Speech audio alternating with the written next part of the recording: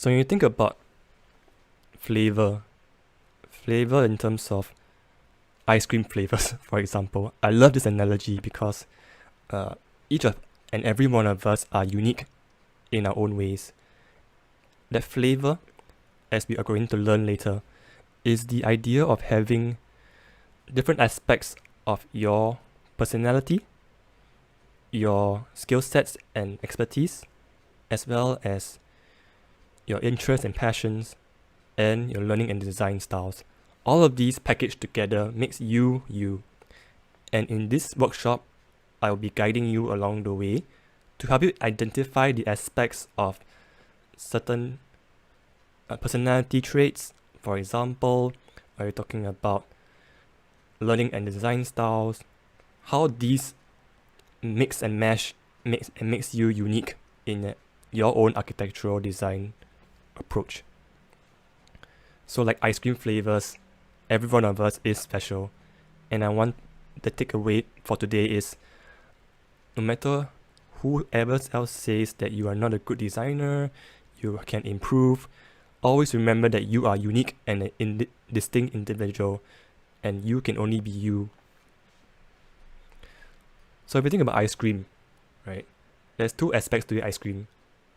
One is the container of the ice cream, usually a ice cream cone or a ice cream cup.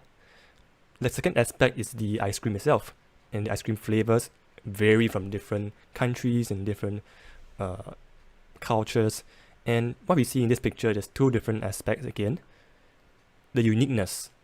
The uniqueness consists of the flavors each and every one of us is blessed with, right? We all are different architects, but we all can have the same mission and vision to create a better built environment for the future. And the second part of it is the commonality. So this commonality, even though we have different distinct flavors, we have each held together a certain special bond. We are all humans, and we all are striving towards something, and we have the same body parts, and we have the same brain, we have similar brain, we have similar eyes to see, to touch, to feel. All of these things makes us common and makes us human, and that's the commonality that we see in the ice cream cones. So coupling the ice cream cones and the ice cream flavor, what you get is you.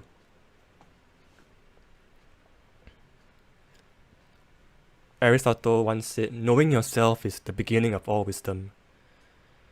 And let's take this time, for those who are joining us today, really understand ourselves. Because knowing ourselves through the self-awareness allows us to be able to make decisions better with regards to our career and our life as young architects. So we'll be diving into the 4 aspects of your architectural flavor. So firstly, there is a personality aspect to it. Secondly, there's a skill sets and expertise. Thirdly, there's learning and design styles. And lastly, passions and interests. So I'll go through each one of them, and then what I will do is to break down certain aspects of that sub-aspect, and then I will introduce maybe 1 or 2 actionable steps for you to take in order to find out more about this particular aspect of your flavor in architecture. So without further ado, I'll jump straight to the first aspect, which is personality. So think about your personality, who you are. Would you consider yourself as an introvert, an extrovert, or ambient?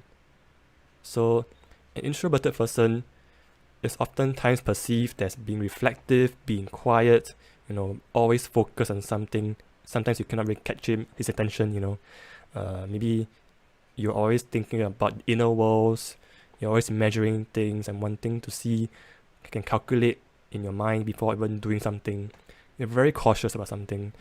Even when you want to talk about something, you always think it through before you speak. So, and even you prefer sometimes to be alone, right? And that's not a bad thing at all. But if you're talking about extrovertedness, so people like extroverts are very active, very hearty, prefers a lot of variety of things, like to try new things at once, very expressive and speak as they think. So sometimes that may or may not be a good thing at all. Sometimes we also perceive them as very social, and they get energy from being with others. So do you see yourself more as an introvert or an extrovert, right? And the good news is that there's no right or wrong answers. The bad news is that we need to be both. So we're going towards to be an architectural designer. There are certain aspects of both sides of the spectrum that we need to have in order to be a successful and also be a very confident architectural designer. Wait, hold on a little bit. So in terms of the types of work that we do as architectural designers, sometimes we have to think a lot. We have to design based on certain constraints, certain ideas, and we have to spend some time in complete silence or maybe isolated to think about it, to formulate your design approach and stuff like that. Things about having focused work. So that's the very introverted side of the architectural designs profile. If you're thinking about systems and routines, all these take internal reflective approach to designing. And if you're looking at the other side of the spectrum, for architectural designers, we have to think about how are we going to present our concept, how are we going to communicate a certain design intent to the prospective client, and also how do we coordinate certain things with engineers, with building surveyors, with the clients, with the boss, the project managers, the subordinates. All of these extrovertedness is required within the role of the architect. And also building relationships with everybody in the office, at home. All of these soft skills are integral to allowing you to become a successful architectural designer who is clear and confident in what they're doing. So having both sets of introvertedness and extrovertedness will only lead you to a stronger path. It is by being able to be both reflective and also expressive. The center line is where the ideal situation should be, allowing you to be adaptable in your career, into different situations in the workplace, and also being able to be clear what to do.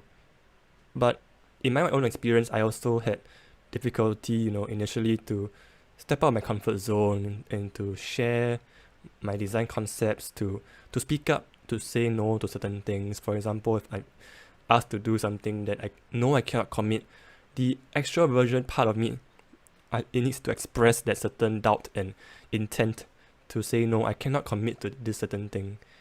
And let me also bring you to the soft skills side of things later under the Skillsets and expertise. But the whole idea is having both sides of the spectrum with extraversion and introversion is key, and is one takeaway that I would like you to take with regards to personality.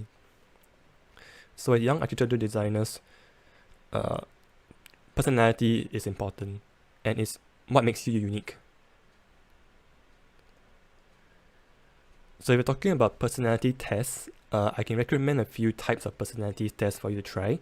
So this is the actionable step that I would like you to take in terms of maybe you want to find out more about yourself, or how do you perceive yourself and how others perceive you as.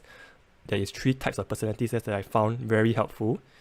One is the Myers-Briggs type indicator, which is very common, the MBTI, and you can search it on Google. There's quite a few free ones.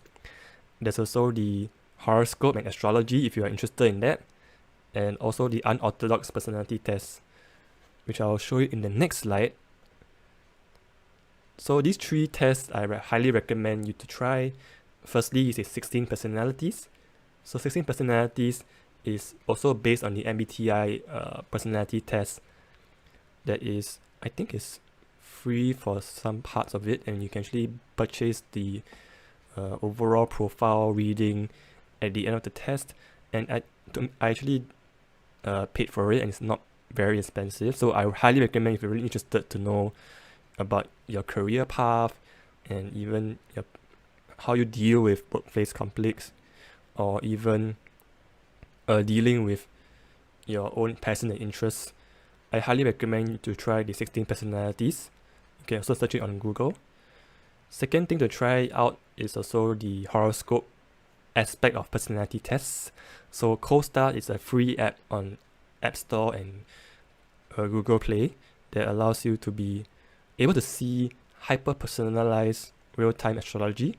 So it also provides another perspective into the day-to-day readings that you might want to be interested in knowing for your own star sign and your own birth date and time. So it's pretty cool. I recommend you to try out. It's available on the app stores for Google and Apple. And lastly, the color quiz. So this is a free 5-minute personality test. It actually doesn't ask you any questions at all.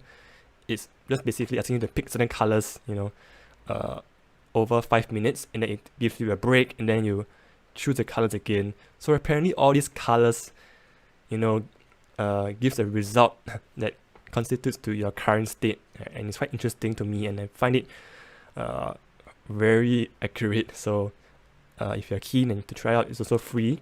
Just search color quiz on Google, and you'll find out how to access the test. Alright, so if you have any questions about personality, please drop it in the chat, and I will just answer it later at the end of the session. Alright, so next part, passion and interest. So the idea of having passions and interests is very interesting. To me, knowing yourself is one thing, but also knowing what you are really interested in doing and passionate about is another. So maybe take some time to think about what excites you, be it science, be it people, environment, culture, arts, and technology. And the question mark over there signifies whatever excites you.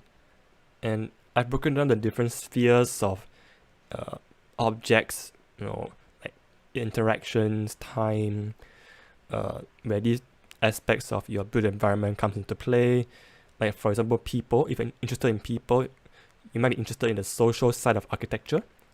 If you are interested in science, maybe you're interested in building materials, even sustainability, even things like growing trees in landscape design. Jump to environment, you can talk about maybe water saving features in your architectural design. How do we have a circular economy and sustainability? All of these things come into to the environment side of things. If you're interested in the technology side of things, you can also think about data-driven design, like algorithms. You can think about the 3D printing, AI, robotics that is assisting in the construction of architecture. If you're talking about culture, you can also be interested in the history of certain buildings and maybe finding a way to reinterpret them in the new 21st century designs in the built environment. Or if you're talking about culture, maybe a globalized culture and how our buildings can support and facilitate communication with people. Again, there's some cross interplay with the different aspects of operations, I would say. So people, science, arts, technology, culture, environment, and whatever you name it. Whatever excites you, I highly suggest you be able to pinpoint maybe 1 to 3 types of operations that you like to try in your own architectural design. And the more clear you are about the aspects of operation, as I call it, maybe you choose people and science. Maybe you will choose maybe people in science, and then an example would be, maybe how the science of people, maybe one way you can think about it off the top of my mind is how they think, how behavioral science, how do they interact with one another is social science. this is the cross-pollination that I also see as very relevant in our industry today. Not only we need to be strong in our architectural design concepts, but we also need to be able to work together with people from other disciplines, being able to understand their processes, their thought processes, their ideas, how do they, think about certain things and constraints, working with engineers, working with researchers from different fields, not only brings certain substance to your architectural design, but it also allows certain dialogue to take place. So being open to certain ideologies apart from architecture is also very important to have.